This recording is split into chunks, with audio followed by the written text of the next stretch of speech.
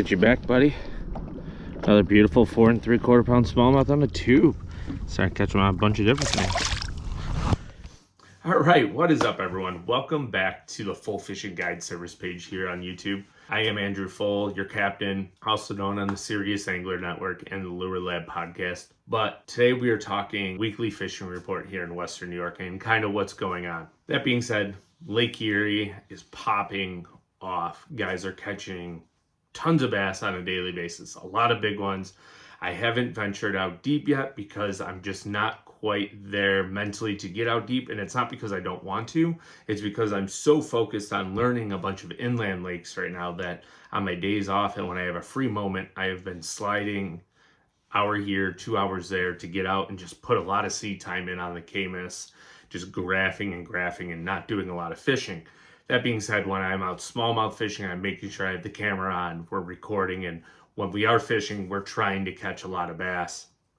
So be on the lookout for a video coming here in the next couple of days of jerk baiting and tube fishing up some smallmouth here in a local harbor on Lake Erie. There's quite a few of them along the shoreline of Lake Erie, and you can probably translate the pattern from that video into every harbor along the lake to put a lot of bass in the boat for you.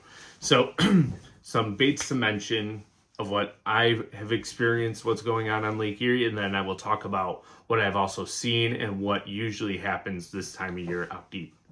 So 6 Sense Provoke, Megabass Vision 110, and Berkeley Stunna are all great jerk baits to choose from right now to put a lot of good bass in the boat.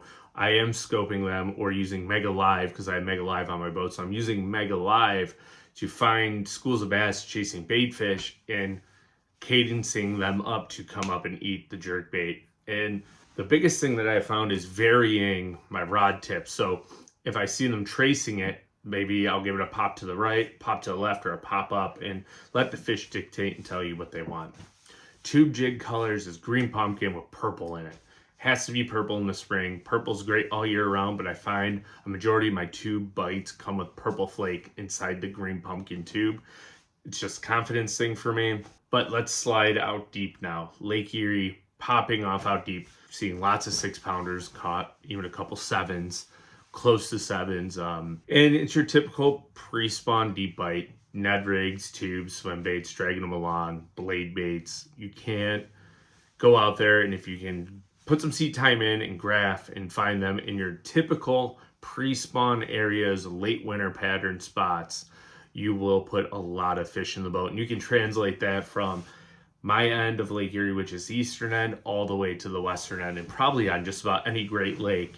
If you find deep drop contour lines that go into a spawning flat or lead into a spawning flat somewhere, you're going to find the majority of your bass there on isolated structure, and that's where the biggest groups of fish will be. Not always your biggest fish, but where you're going to be able to find the most numbers of fish. The biggest fish will tend to be by themselves, in my opinion, or grouped up with 1 or 2 other sized large fish in the same class. So if you find a big one or 2, you're probably in an area that is holding bigger individual fish.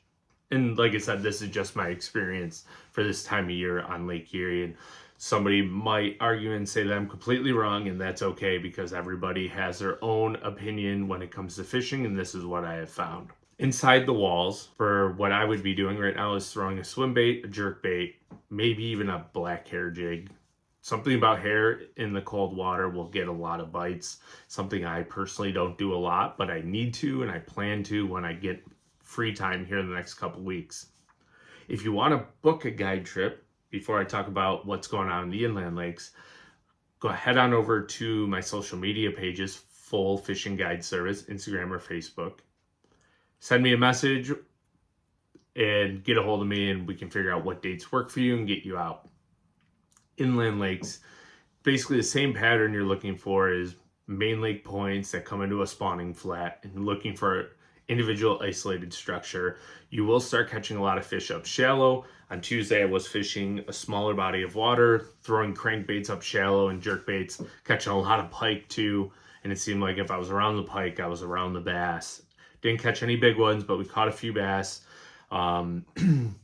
red colored crankbaits, shad colored crankbaits, bluegill colored crankbaits, flat sides have been the deal for me. Jerkbaits, football jigs, they're all going to work if you find the fish that want to eat them. Just get out, experiment, figure out what works best for you this time of year. So that's this week's fishing report. Be on the lookout for the next smallmouth fishing video we have coming here in the next couple days. Working on editing it up now. I want to say thank you to everyone who has tuned in, and if you're new to this channel, please hit that subscribe button and leave a comment down below where you fish out of or what your favorite place to fish is in the spring. Maybe technique, lure, whatever you want to do. And then we will see you all next time. Hey, pretty girl, let's get you back in the water here.